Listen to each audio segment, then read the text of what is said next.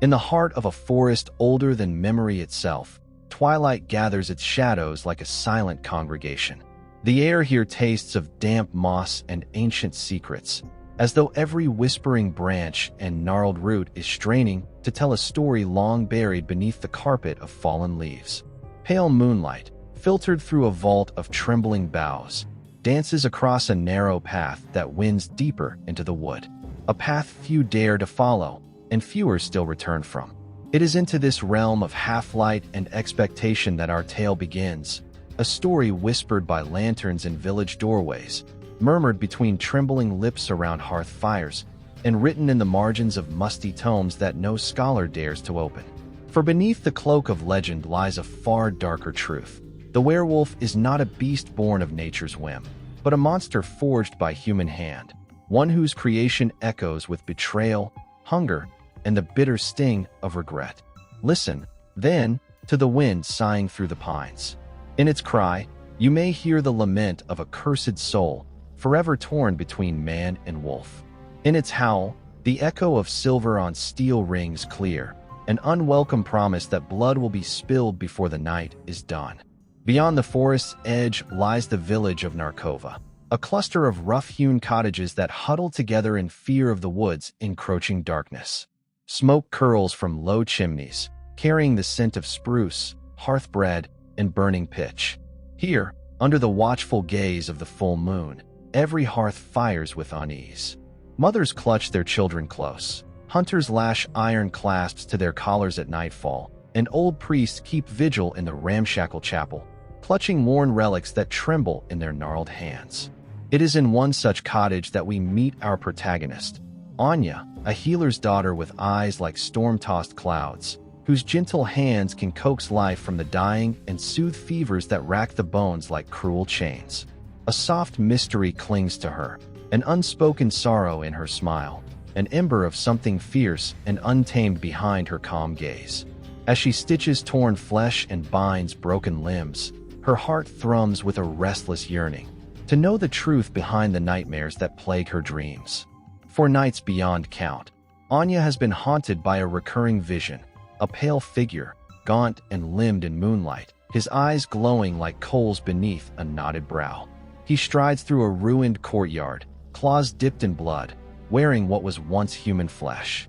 And in another dream, she stands at the edge of a fanged maw, the beast's hot breath rolling over her like a suffocating tide, yet she does not flee. Instead, she holds out her hands, palms open, as though offering mercy to the monster who may yet be her salvation or her undoing. These dreams have driven her to the edge of fear and fascination. What force binds man to wolf? What dark art, what forbidden alchemy could wrench a soul from its mortal chain and cast it beneath the moon's silver curse? And why does her blood, her very heartbeat, ache with a recognition she cannot name? The village healer, old Ivan Drachev, sees the hunger in Anya's eyes and trembles.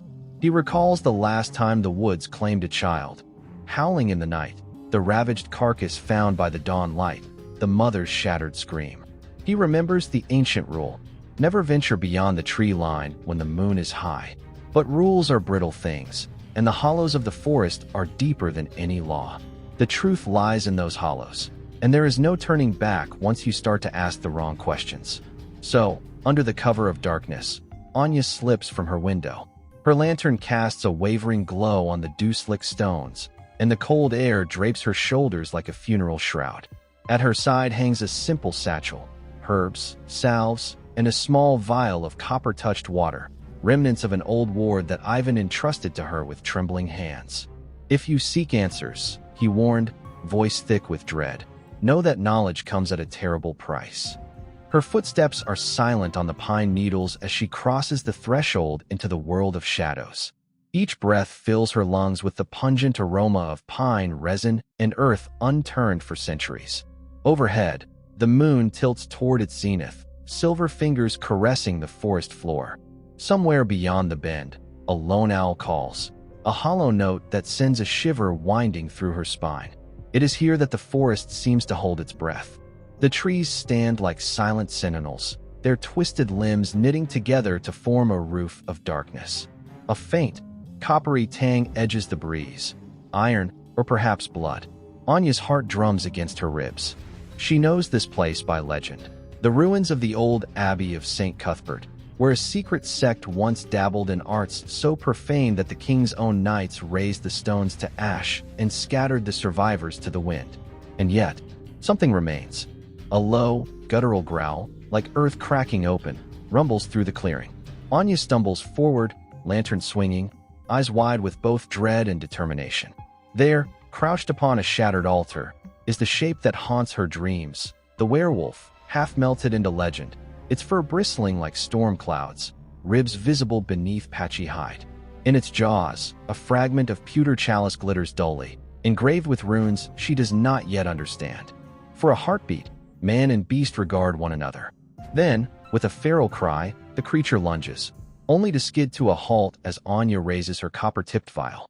Silver droplets hiss into the air, and the werewolf recoils, eyes blazing with ancient pain. Its voice, a tortured chorus of man and wolf, echoes through the clearing. Why do you hunt me, healer's child? Am I not your kin, born of desire and despair? Did I not once walk as you walk now? Anya's voice trembles, soft as a breeze through silk. No, you are the echo of our own making. A curse wrought by those who feared what they could not control. The beast's eyes flicker, confusion and rage warring in their depths. And as the first rays of moonlight fracture through the canopy, Anya feels the world shift beneath her feet. She grasps the chalice's rune-etched fragment in her hand, an invitation and a challenge both, and she knows, in that suspended moment between heartbeats, that her journey has begun. For to unmask the werewolf is to confront the darkness within, and there are some truths that, once seen, can never be unlearned, and some monsters that, once awakened, will follow you forever. When the first light of dawn brushed the rooftops of Narkova, the village stirred like a dream reluctant to end. Gray mist drifted among the timbered huts, coiling around smoke-blackened chimneys. Chickens clucked nervously in the dirt lanes, and the soft bleating of goats echoed from low-stone pens. In one modest cottage at the heart of the village, Anya Drachov rose from a pallet of straw, the linen sheets damp with dew and restless dreams. Anya's world had always been one of compassion and quiet purpose. From her earliest memory, she had watched her father, Ivan Drachov, the village's humble healer, kneel before the sick and wounded. His gnarled hands, though worn by age and labor, possessed a gentle certainty. A broken rib set straight with splints of oak, a fever quelled by a poultice of willow bark and lavender, a child's tears soothed by a lullaby in an ancient tongue. Each afternoon, Anya would sit at his side, rolling balls of damp clay to grind into pigments, mixing herbs in shallow wooden bowls, and listening to the low cadence of his prayers to keep the spirits kind and watchful. From him, she learned not only the art of healing, but the weight of responsibility. A wound, he would say, is never merely flesh and bone. It is hope ripped open. He taught her to see beyond the visible, to sense the shadows that clung to the soul, the flash of fear beneath the bravest eyes, the tremor of grief in a forced smile. Yet even as she mastered every poultice and chant, something in Anya resisted ease. Under the days of tending the sick, a restlessness brewed. In the hush of night, she felt the pull of the woods, as though unseen currents tugged at her, inviting her towards secrets older than her grandfather's cracked fables. There was in her an ember of longing, a question she could not frame. Was her destiny bound to hearth and herbs? Or was there another path, shrouded in moonlight and peril? Anya's ordinary world was one of routine kindness. With dawn, she filled small clay flasks with rainwater and added drops of tincture for strength. By mid-morning, she trailed down the lane to Anton's smithy with salves for blistered hands. And in the evening, she gathered fresh sprigs of mint and chamomile in the cottage garden while her father taught her the names of each plant, in both common and secret dialects. Village folk admired her patience, but some whispered that she seemed distant, as if part of her mind wandered far beyond the fields of barley and the low, rolling hills. Her only true companion was Mira, her childhood friend, who worked at the larder owned by old Zora. Myra's laughter could ring like bells, and she stitched silk ribbons into Anya's hair on market days. Yet on nights when the silver moon crowned the sky, Mira would find Anya standing at her window, eyes fixed on the rim of the forest.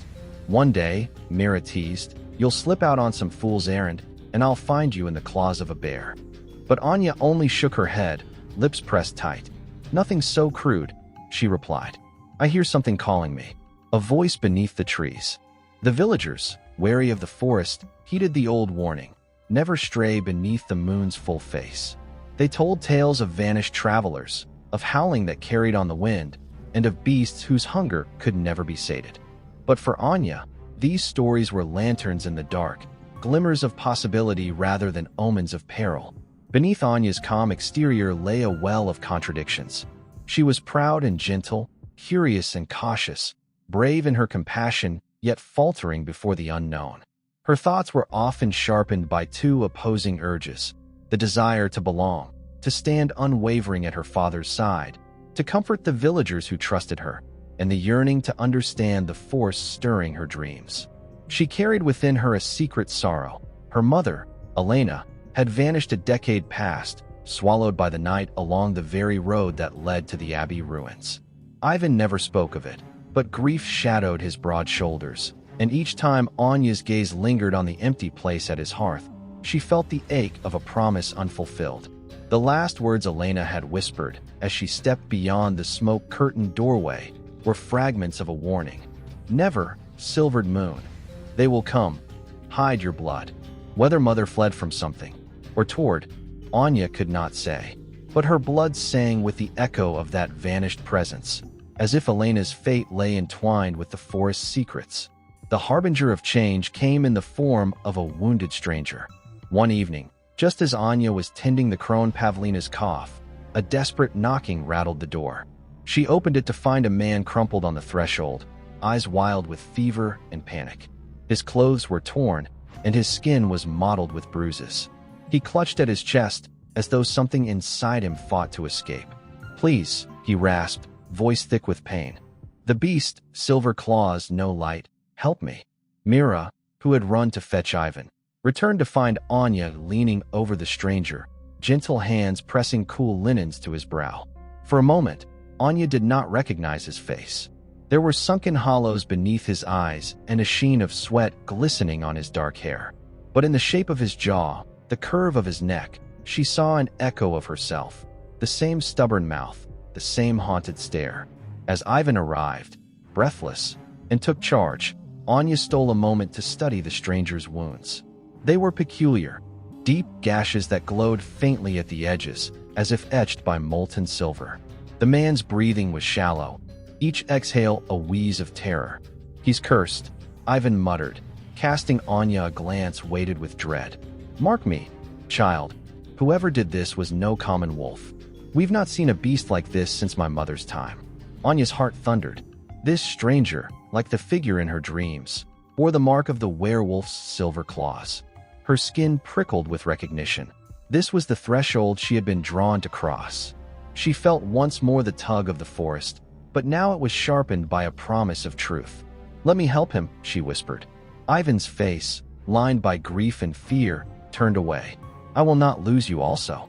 But Anya pressed a hand to his arm. "He was the hunter, father. Now he is hunted. If I do not learn why, more will fall." That night, while the village slept under a sky of cold brilliance, Anya crept from the healer's cottage, her satchel slung across her back. Mira, awakened by Anya's quiet resolve, rose and slipped after her, lantern in hand and eyes shining with unspoken loyalty. They made their way to the edge of the village, where the first line of pines wavered like a wall of silent specters. The full moon rode high, its silver light bleeding into every shadow. As they reached the tree line, Anya paused and inhaled deeply, the scent of pine, earth, and something else, iron sweet, that stirred the hair at the nape of her neck. "You're certain?" Mira whispered. Anya turned. Her eyes, the color of storm clouds, gleamed with resolve. "I must see." Together, they crossed into the forest realm, an act both simple and irrevocable. The moment Anya's foot brushed the mossy carpet, the air seemed to tighten, as if the forest itself inhaled. Somewhere overhead, an owl cried, a single, mournful note that echoed like a promise or a warning. Clutched in Anya's hand was the rune fragment from the shattered chalice, its pewter surface etched with twisting symbols she did not yet understand. It glimmered dully in the moonlight, a question carved in metal. Mira carried the lantern, its flame flickering like a heartbeat. Around her neck hung a simple charm, an old gift from Elena, said to ward against spirits of envy. Both talismans felt alive in the hush of the woods. Not far beyond the threshold, they encountered a figure crouched beside an ancient stone, the old wanderer known only as the Shepherd. Rumor held that he walked the borderlands between worlds, exchanging favors with spirits and beasts alike. His cloak was woven of raven feathers. His eyes shone with the light of 1,000 fires. He pressed a gnarled staff into Anya's hand. "You seek the truth of the beast," he croaked, voice like wine through hollow reeds. "Truth is a double-edged blade. May you have courage to wield it without being sundered." With that, he vanished into the darkness as suddenly as he had appeared, leaving Anya with more questions than answers, but also with a fierce ember of hope. If the shepherd, a creature of half-light, acknowledged her calling, perhaps she might yet learn to walk the threshold between human and wolf without losing herself. As Anya and Mira pressed deeper, the trees grew taller, their trunks gnarled as if writhing in eternal torment. The undergrowth thickened, dripping with dew and shadows. Each step made Anya's heart pound. This was no mere journey through woodland, but a rite of passage. Behind her, the flicker of the lantern glowed like a beacon, and ahead lay the unknown. Anya's mind raced with questions. What unnatural force could twist a man into a wolf, and a wolf into a slave? Why did her mother's warning cling to her blood, as though Elena had glimpsed this fate and fled? And what role had her own lineage played in forging the curse that now stalked the land? By Moonrise's end, Anya would know that the healing arts she had mastered at her father's knee were only the beginning. To face the werewolf's truth, she would have to learn the language of ancient runes, decipher the alchemy of blood and silver, and confront a power older than the throne of any king: the hunger for dominion over life itself. As the forest stretched on, Anya felt the stirrings of transformation within herself. A tightening at her throat hinted that the path she trod would demand sacrifices more profound than broken limbs or fevered flesh. She imagined the face of the wounded hunter, torn between terror and shame. She saw the shape of her mother's farewell, the echo of Elena's voice trailing through her dreams.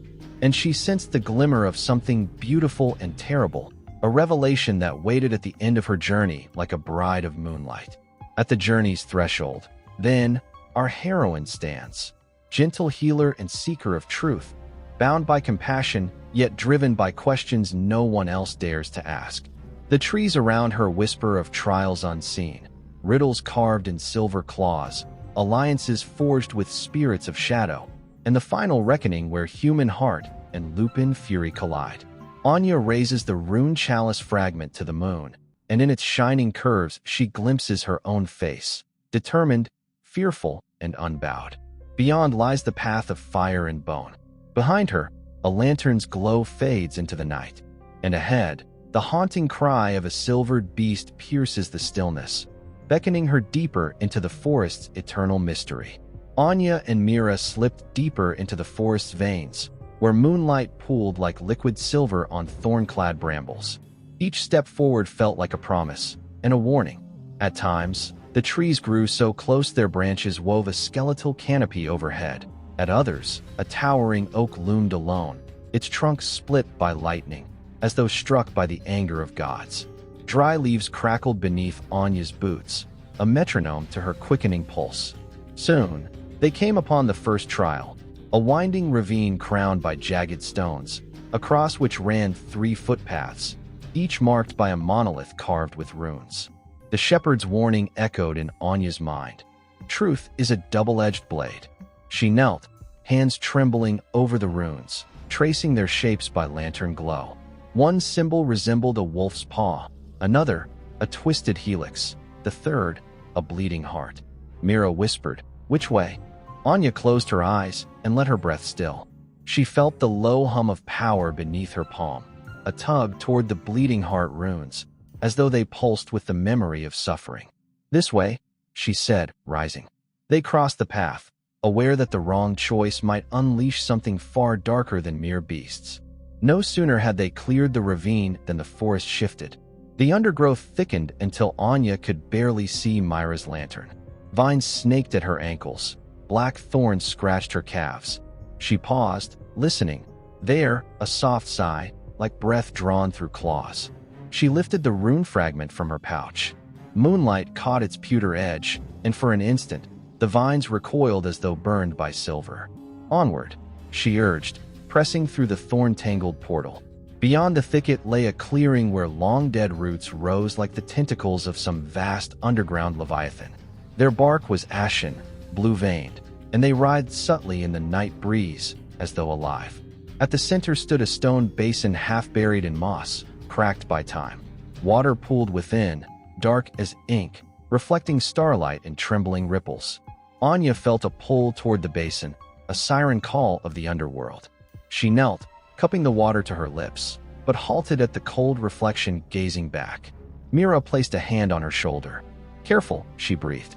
Before Anya could speak, the water stirred. Pale shapes surfaced, ghostly images of villagers whose names Anya knew well.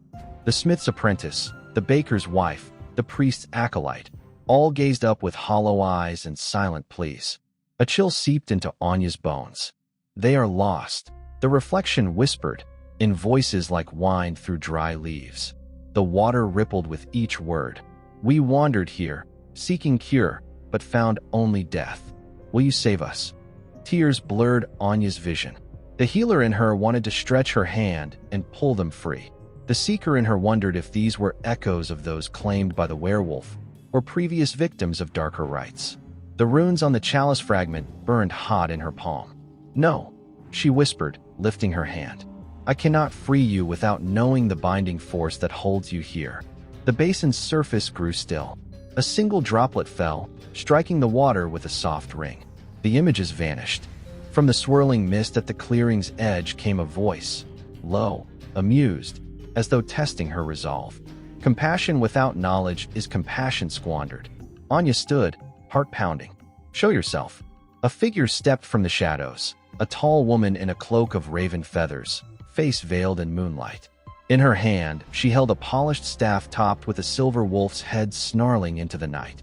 This was the Whisperer, an ancient spirit of the forest, neither friend nor foe, whose allegiance lay with knowledge above all else. "You've crossed the first boundary," the Whisperer intoned. "But will you endure what comes next?" The roots remember every step, every breath, every failure. She touched Anya's brow. In an instant, Anya saw the forest from a new vantage. The twisting roots were veins of memory, each pulse a shard of agony buried beneath the earth. She saw villagers lured by promises of healing, then sacrificed in black rituals that wove human flesh to Lupin souls. She saw conspiracy, nobles who sought to breed the perfect hunter, priests who sold souls for power, alchemists who dabbled in blood and silver. The vision snapped away, leaving Anya trembling. "Now you know why the werewolf hunts," said the Whisperer. "But knowledge alone does not grant salvation. Walk on, seeker, if you have the courage." With that, the spirit vanished. Anya slid to the ground, breath ragged. Mira knelt beside her, worry etched on her face. "Are you well?" Anya rose, pressing the fragment to her heart. "We press on.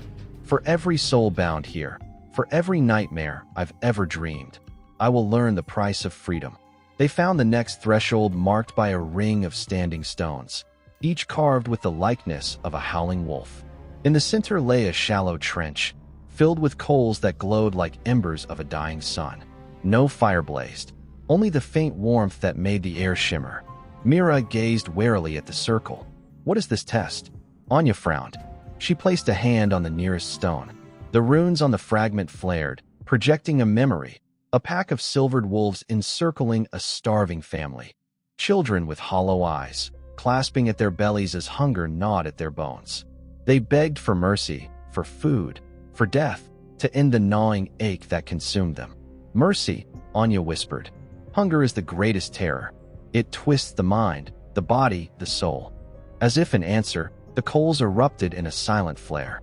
From the trench rose a loaf of bread, crust blackened, steam curling from its torn surface. A copper pitcher appeared, filled with warm broth. Their scent was intoxicating. Yeast, spice, life itself. Myra's stomach growled loudly. I can't resist." Anya placed a firm hand on her friend's arm. At a time of need, we must feed the body, yet only with intent.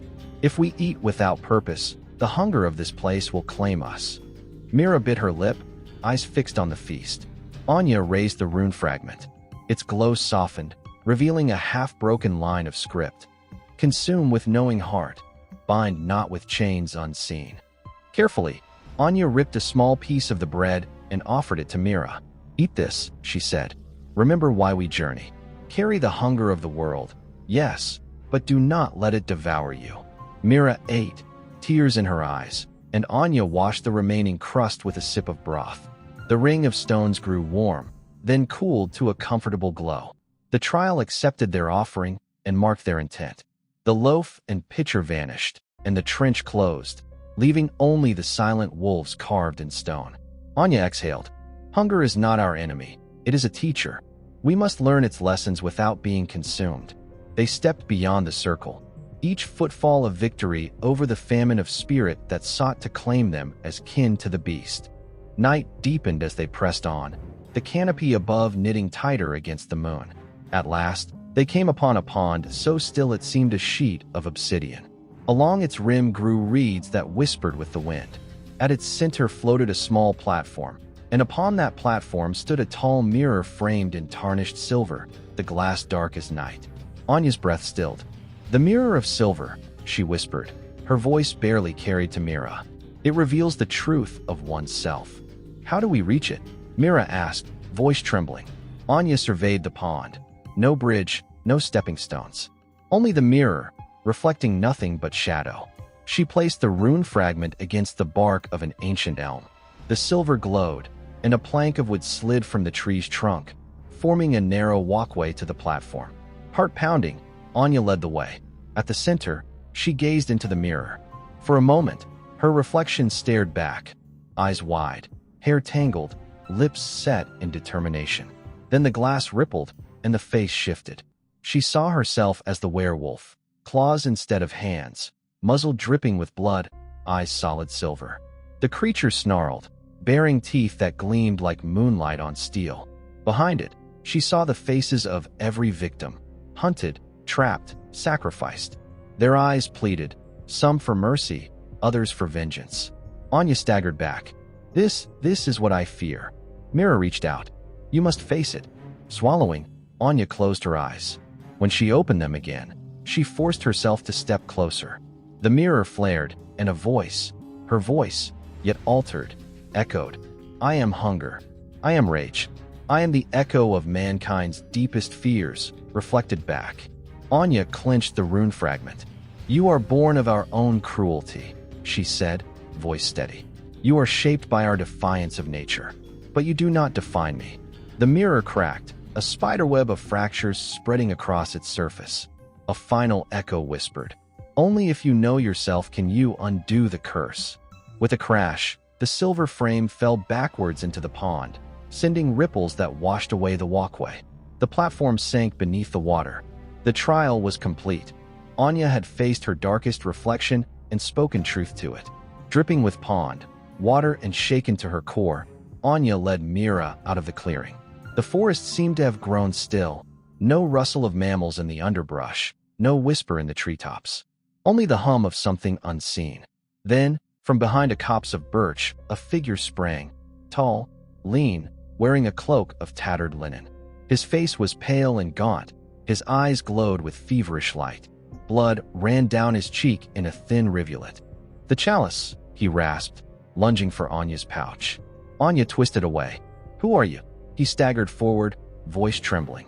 I was like you, seeker of truth. They promised knowledge, power over the curse.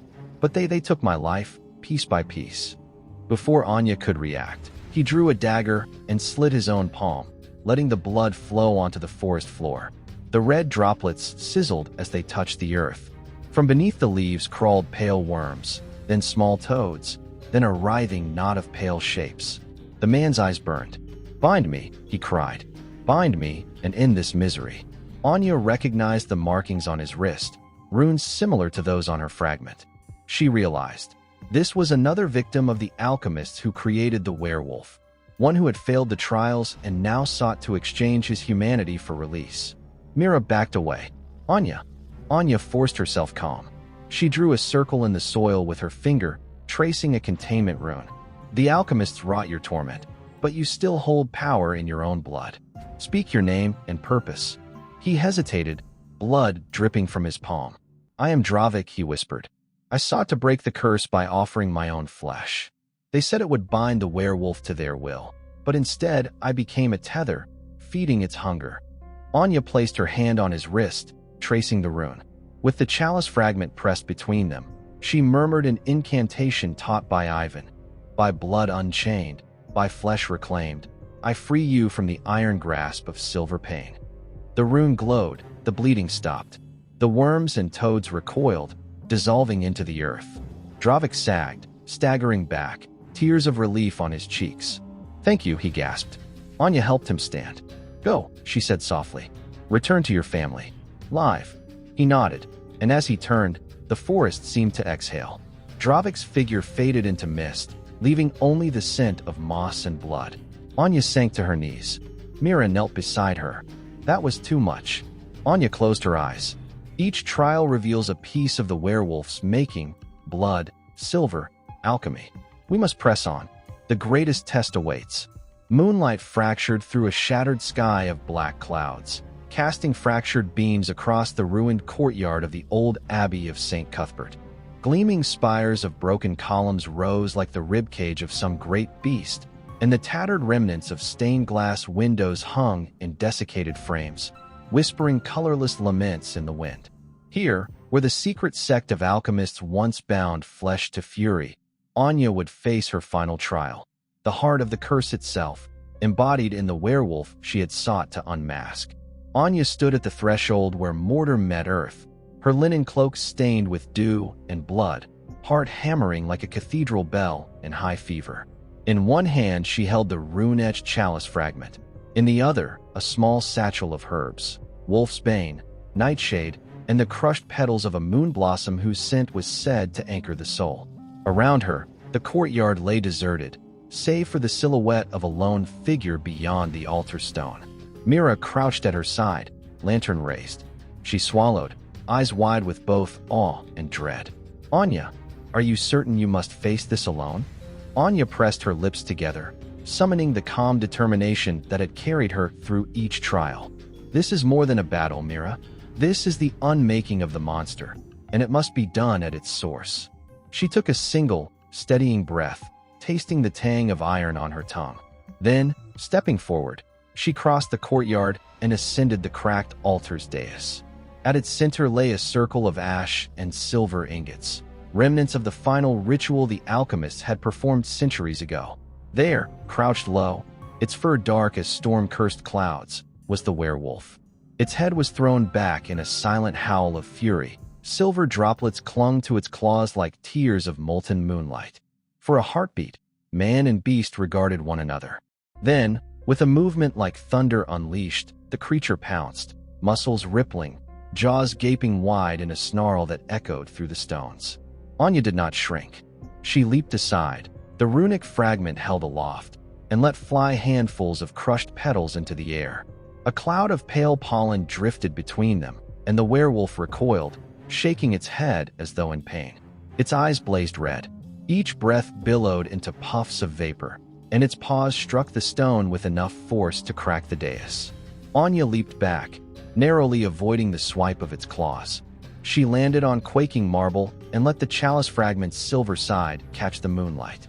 By silver and blood, she whispered the first invocation. I call upon the truth that binds you. The runes flared blue, etching light into the air. The werewolf snarled, eyes narrowing. It sprang again, mouth foaming. Anya met its charge head-on, raising the rune fragment as a shield. Steel-tipped claws struck against the metal with a shower of sparks. Pain lanced through her arms, but she held firm, chanting the next line. By heart and by hope, I sever chains of despair. The creature's howl was a tremor of rage, an echo of every wound inflicted by human hands. It threw itself backward, shaking its broken jaw, then raced around the dais, closing the circle. Anya kept her eyes on its form, tracking the sinews that rippled beneath fur dark as nightmare.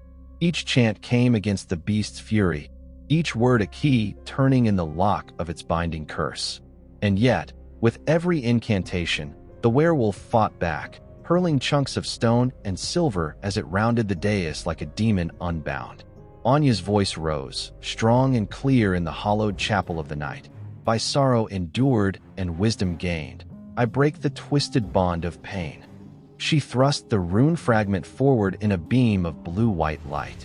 The werewolf's form shuddered, half-human features flickering beneath the lupin mask. For a moment, the beast froze, head lowered as though in remembrance of something long buried. Anya pressed her advantage, taking a half-step forward. Face your truth, creature of our own forging. She scattered wolf's bane at its feet. The toxic herb glowed faintly, a green-tinged halo that writhed in the moonlight. The werewolf backed away, clawed feet skidding on silver dust. It shook its haunches as if seeking to rid itself of the poison's grip. Anya's heart pounded. Memories of the Whisperer's vision swirled in her mind.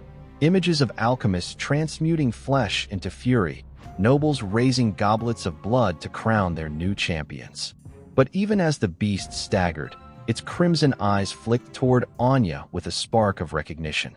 A grim, human sorrow flickered behind the wolf mask, as though its captive heart still beat with mortal longing. "Why do you resist me?" Anya cried. "I do not seek your destruction, but your deliverance." For an instant, the werewolf hesitated, growl strangling in its throat. Then, with a roar that shook the sky, it lunged once more. Anya whirled, bringing the chalice fragment down like a hammer upon its shoulder. Silver light blossomed on contact, and the creature reeled. As the werewolf staggered, ripped by silver and herb, Anya saw beyond the beast. In the broken stained glass behind its back, a reflection shifted, a pale figure in alchemist's robes, eyes gleaming with fanatical hunger. She recognized him from the visions, the master alchemist, long dead but whose will persisted in the runes and relics. "Not him!" Anya shouted, voice carrying across the dais. "It's you who forged this nightmare." In the reflection, the master raised a hand, and the ruins trembled. Silver ingots around the altar levitated, spinning in an ethereal dance. They glowed with cold light, forming a ring around the werewolf, an invisible cage of binding enchantment. The beast snarled, trapped, as shards of weaponized silver encircled it, each shard inscribed with a rune of control. Anya's breath froze. She realized the final twist. The werewolf, savage as it was, had been both puppet and martyr. The true master was the will behind the silver, an artifice that bound flesh to power. To free the creature, she must not only break its chains, but disrupt the alchemist's lingering aegis. She raised the rune fragment high. Its light intensified, pulsing in time with her heartbeat. "By blood unsouled, by spirit unbound, I shatter your legacy of control." She hurled the fragment with all her strength toward the heart of the ring. It struck a silver ingot and exploded in a bloom of fire-white light. The shards disintegrated, spilling back into the earth like raindrops. With a sound like a million voices released, the werewolf's cage ruptured. The creature collapsed to its knees, head bowed. And in that moment, its form began to shift. Fur receded, jaws contracted, sinew and bone rearranged as though time itself were unspooling. Anya rushed forward, every word of her final invocation on her lips. "By mercy and memory, by tear and tale, be freed from these bones, be loosed from this veil." Light blinded Anya. When she opened her eyes, where once the werewolf knelt, there now lay a man, bloodied, trembling, but unmistakably human. His clothes, ragged and stained, hinted at a life once lived beyond this nightmare. He looked up, staring at the broken chalice fragment at his feet. Anya sank beside him, fingers trembling as she brushed his hair back from his fevered brow. "Who are you?" she asked, voice gentle. The man's voice was hoarse, disbelief woven through each syllable. I remember praying for strength. They told me I would become the perfect hunter. But when I woke," he swallowed, pain and regret clouding his eyes. "I was the beast." Tears sprang to Anya's eyes. "You were never the beast. You were its pawn." He closed his eyes. "My name is Radek. Radek Horlov." He struggled to sit upright, wincing. "I lost years, memories. I remember only hunger, and rage, and a silver blade at my throat. Anya nodded, pressing a clean cloth to his cheek. You will remember the rest in time. Your freedom is the first victory, but the legacy of the alchemists still lingers. Rodek's brow furrowed. What must I do? Before Anya could answer, a tremor ran through the stones. The air grew thick with the scent of sulfur and old blood. From the broken lance rack at the far end of the courtyard, shadows stirred, tall forms clothed in robes of midnight silk, eyes glowing with malice. The surviving acolytes, drawn by the alchemy that still clung to these stones, emerged like wraiths from the dark. Their leader stepped forward, staff in hand, its tip coiled with silver filigree. He was tall and austere, features carved by fanaticism. You have interfered, he intoned, voice echoing against the ruined walls. The master's work cannot be undone. Anya rose, placing herself between Rodek and the acolytes. His work was undone. You serve no master but the ambition that poisoned your souls. The acolytes laughed, hollow and cruel. They raised their staffs, and shadows converged around their feet, coalescing into silver-clawed shapes, phantom wolves, their forms transient but eyes burning with hate. Anya reached into her satchel, pulling forth the last vial of copper-touched water Ivan had given her. She snapped its cork, and water hissed as it met the air. She splashed droplets onto the stone floor. Each drop sizzled and glowed, marking runes of protection. The symbols flared, creating a barrier of swirling light. Stay behind me, she commanded Rodek. He staggered but obeyed, drawing a crude dagger from his belt, its blade jagged but held with desperate determination. The acolytes struck, hurling their phantom wolves against the barrier. The creatures slammed into the runic wall, dissolving in showers of silver mist. The ground shook with each impact. Anya closed her eyes and began the final incantation. Earth and bone and silver sinew, flesh reclaimed and spirit true. Let this circle guard the just, turn ambitions would-be dust. Her voice rose, a clarion call in the storm of magic. The barrier pulsed, shining brighter with each phrase. The acolytes hissed, shields raised, attempting to penetrate the light. But the runes held fast, their power rooted in Anya's compassion and the truth she had wrenched from every trial. Then, a thunderous crack split the air as one acolyte raised his staff high, drawing on forbidden energies. A bolt of shadow fire leapt toward Anya's barrier, and for a moment the light trembled. Rodek, she cried. Now! Rodek lunged from behind her, dagger aimed at the acolyte's wrist. The blade bit through silken robe, slicing deep into flesh. The acolyte screamed, eyes rolling back, and his staff clattered to the stones. The phantom wolves howled in anguish and dissolved into nothingness. With their leader wounded, the remaining acolytes faltered. Anya pressed the advantage, pushing her hands forward as light erupted from the barrier in a wave of silver illumination. The acolytes were driven back, their shadows peeled from their bodies like ragged cloaks. Breathing hard, Anya and Rodek watched as the last flickers of dark magic snuffed out. The courtyard grew still once more, moonlight returning to rule the night. Silence fell like a benediction. The acolytes lay unconscious, their staffs strewn at their feet. The phantom wolves had vanished. Only Anya and Rodek remained standing on the altar's dais, faces shadowed but eyes bright with triumph and sorrow. Rodek lowered his dagger, its blade smeared with blood. He looked at Anya. Is it over? Anya shook her head slowly. The final trial is never truly behind us. But the curse here, this alchemical binding, has been undone. The werewolf's legacy in these stones is broken. She turned to the fallen acolytes and whispered a quiet prayer, one of mercy, not vengeance.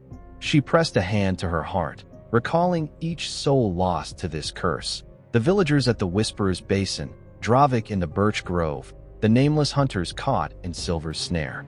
Rodek knelt beside one acolyte, gently closing his eyes. What becomes of them? Anya knelt too. They will awaken unbound by magic, but their hearts will remember the hunger of power. We must give them compassion and guidance, offer them a path of redemption rather than exile.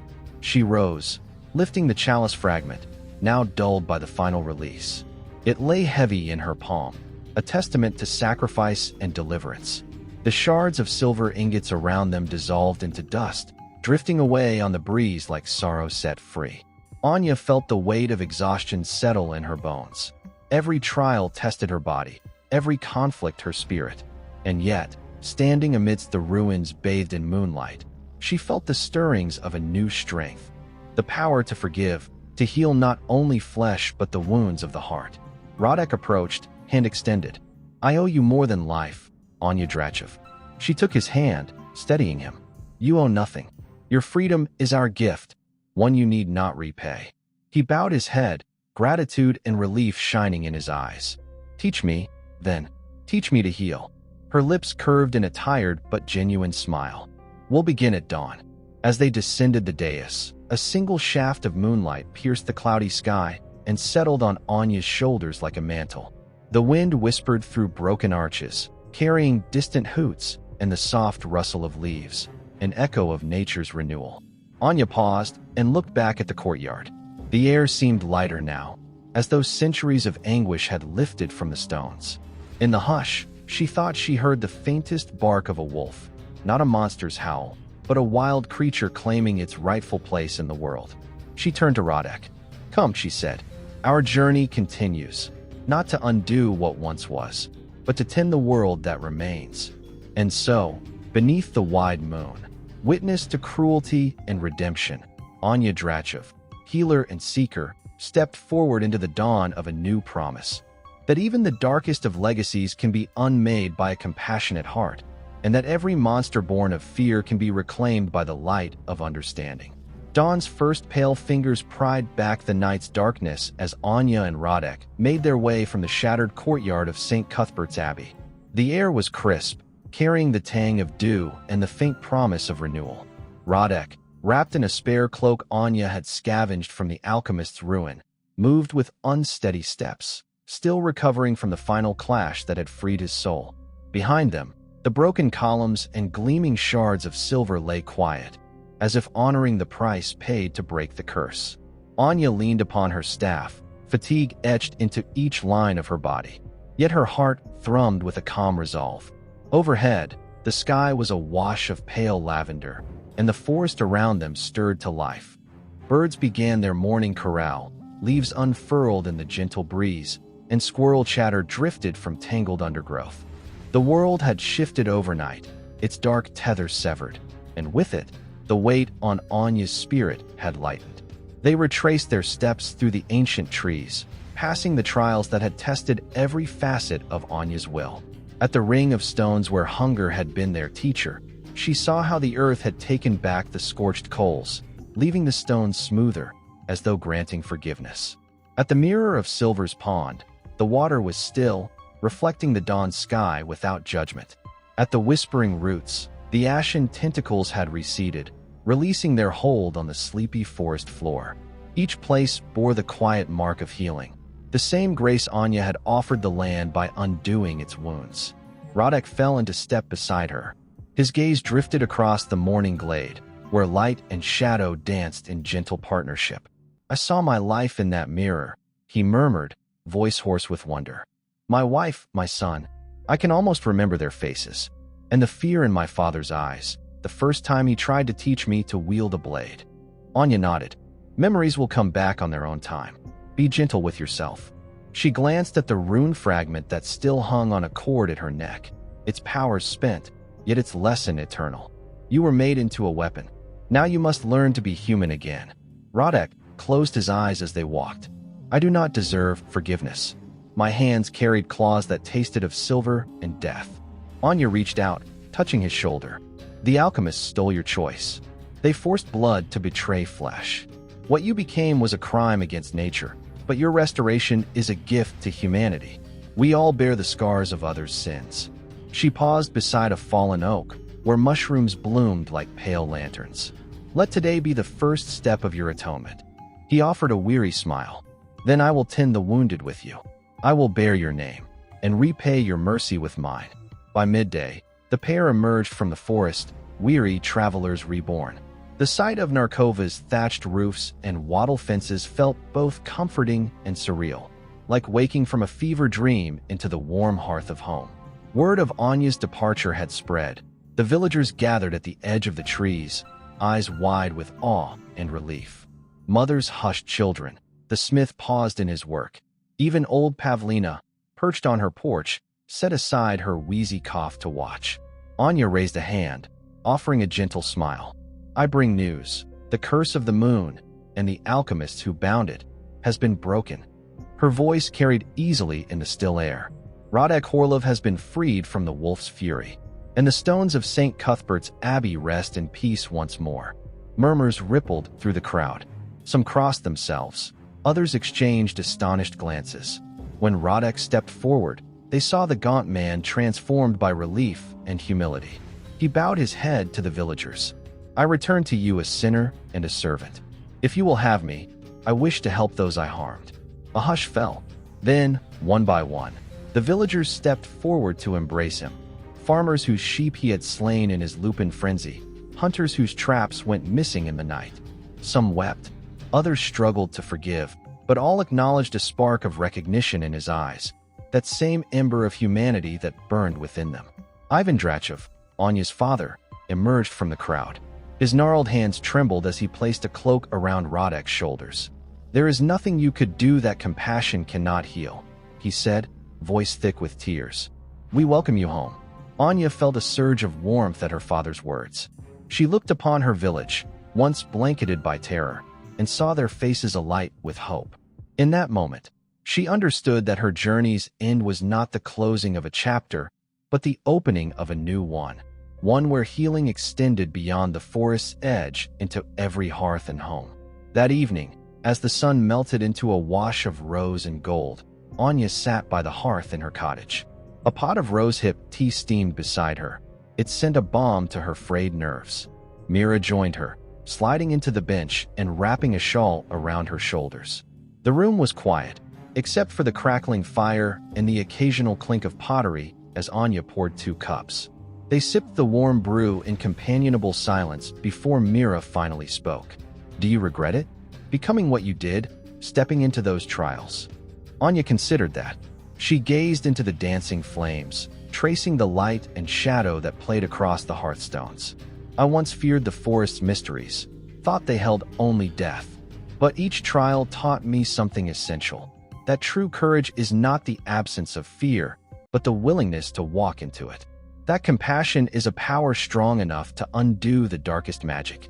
And that knowledge, once gained, demands action. Mira nodded, leaning back. I saw you in the hunger trial, when the bread appeared. You didn't shy away from your needs, but you chose how to meet them. That strength, it saved us both.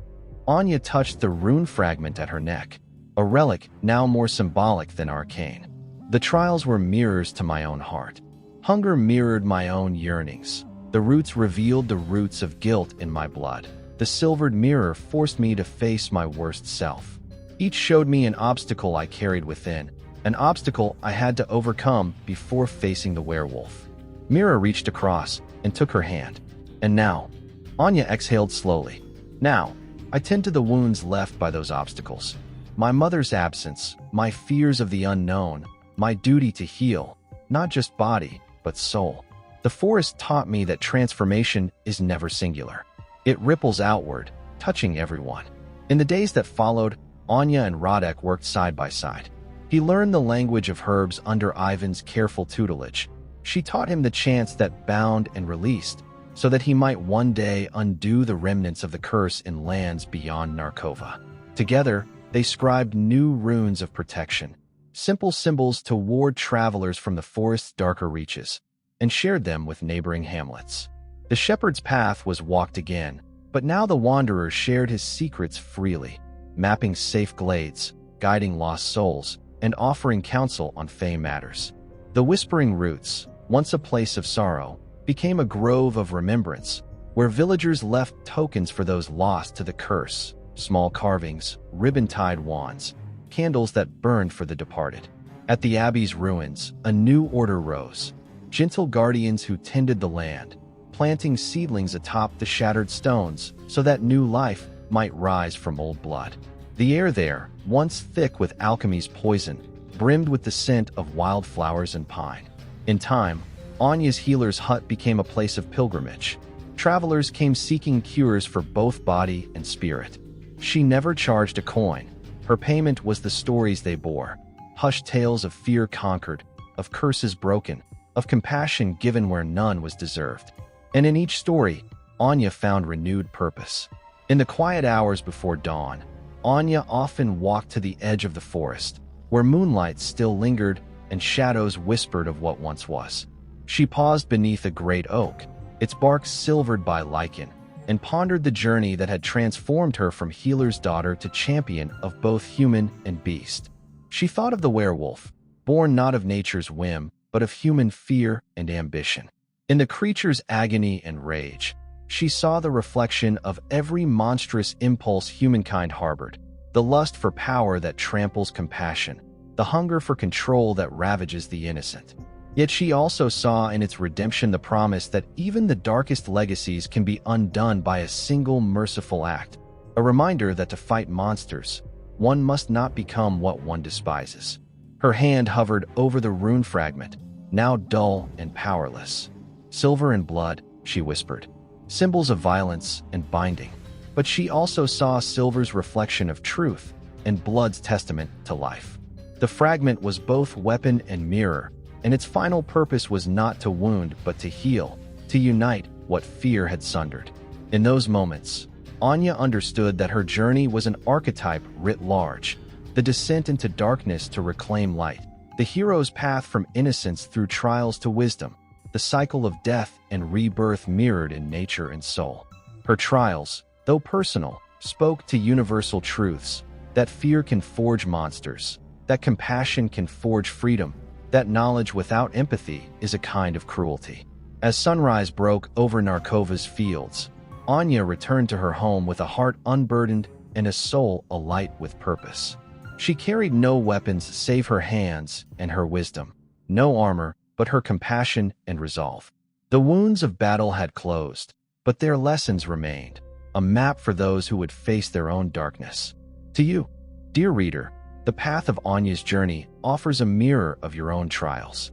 We each carry a beast within, born of fear, hurt, or ambition unchecked. We may never face a creature howling under a silver moon, but we confront our own shadows and choices made at crossroads of hunger, doubt, and power. May you remember, compassion tempers cruelty. Courage is not the absence of fear, but the will to walk through it. Knowledge demands responsibility. And if ever you feel the pull of the forest in your own heart, the lure of secrets and power, pause and ask, what chains bind me? What hidden wounds shape my actions? And when you name the monster, dare to face it with empathy. For in that confrontation lies the truest magic, the power to unmake the curse, to heal the wound, to reclaim what was lost. Thank you for traveling with Anya Drachev, healer and seeker, through moonlit trials and shadowed tribulations. May her story embolden you to meet your own ultimate trial and emerge, not unscathed, but unbroken. Night lingers at the edges of our world like a question waiting to be answered. In the hush after dawn, when shadows tremble softly beneath the first glimmers of light, we find ourselves poised between what was and what might yet be. Anya Drachev's journey carried her through moonlit terrors and trials of body, mind, and spirit, and it brings us to this final threshold, where story dissolves into reflection and myth transforms into meaning. At the heart of Anya's quest lay a truth older than the stones of St. Cuthbert's Abbey. Fear, unacknowledged and unbridled, becomes its own kind of monster. Left to fester, it sprouts claws of suspicion, howls with the voice of cruelty, and hunts the innocent within us all. In forging the werewolf, the alchemists did not heed this lesson. Instead, they bound flesh to fear, silver to rage, and blood to ambition. Their greatest folly was believing that domination, rather than understanding, could hold power in check. Yet if fear creates monsters, compassion is, and always has been, the alchemy that dissolves them. Anya learned this at the gathering of hunger, when bread and broth tested her will, in the mirror's reflection, when she confronted the darkest echo of herself, and in the final clash, when she called forth mercy alongside her might. Each invocation of empathy unraveled a little more of the curse's woven snare, until the wolf's heart could no longer beat beneath the weight of silver and sin. There is a resonance here for our own lives. We may never face a lupin horror beneath a silvered moon, but each of us knows the ache of fear, be it the fear of failure, the fear of betrayal, or the fear of our own unspoken desires. We carry within us the seeds of alternate selves, the merciful healer, the vengeful judge, the coward, and the champion. Our choices water those seeds in every moment. When we act from love rather than suspicion, from hope rather than despair, we transform our inner wilderness into a place of growth rather than ruin. Anya's final understanding was twofold: that healing is never a solitary act, but a ripple across the world, and that redemption, once granted, must be tended like a fragile sapling. Rodek's salvation did not end with his return to human form, nor did the forest's healing end with the shattering of the alchemist's runes. Both human and land required ongoing care, ritual to guide lost souls, runes to protect travelers, seeds to renew the shattered earth. True resolution is not a point in time, but a living process. So it is with our own journeys. We may exorcise one fear, but another will await our courage. We may mend one wound, only to discover deeper ones beneath. Yet rather than shrink from this truth, we can embrace it as the very pattern of life, a continual dance of endings and beginnings, of death and rebirth. In each cycle lies the promise that what fades may rise again in new form, richer for the trials it has weathered. To stand in Anya's place at the forest's brink is to recognize that the greatest alchemy takes place in the heart. Silver can cut, blood can bind, but neither metal nor liquid can heal the silent wounds of shame, regret, or longing. Only a hand offered without condition, a word spoken in kindness, a willingness to see the other, beast or human, as worthy of care, can transform that darkness into light. Imagine, then, that in your own life you carry a rune fragment of truth, a question that pulses in your palm, seeking release. Perhaps it asks, how can I meet my fear without becoming it? Or, what compassion do I owe to the parts of myself I've cast away? Hold that question close. Let its edges call you into fields of trial, of sacrifice, of surrender, of revelation. And when you stand before your own final trial, remember that the blade of mercy is sharper than the edge of anger, that forgiveness is a mirror reflecting not weakness, but the strength needed to let go. In the end, Anya Drachev did more than unmake a monster. She wove a path for two souls and an entire land to reclaim their wholeness. She taught us that the very moments we fear most are often the crucibles in which our deepest gifts are forged. When the howl of doubt tries to drown out our voice, we need only whisper our own truth, and the echo of hope will answer. So, as you close this tale of moonlit curses and ancient alchemy, carry with you its final enchantment, that in every heart, however wounded, lives the capacity for both darkness and light, and that the choice to tend the light, every single day, is the truest form of courage. May you walk your own forest with steady steps. May your questions guide you without consuming you. And may your hands, when darkness comes, reach out first in mercy. After all, the world needs fewer hunters and many more healers.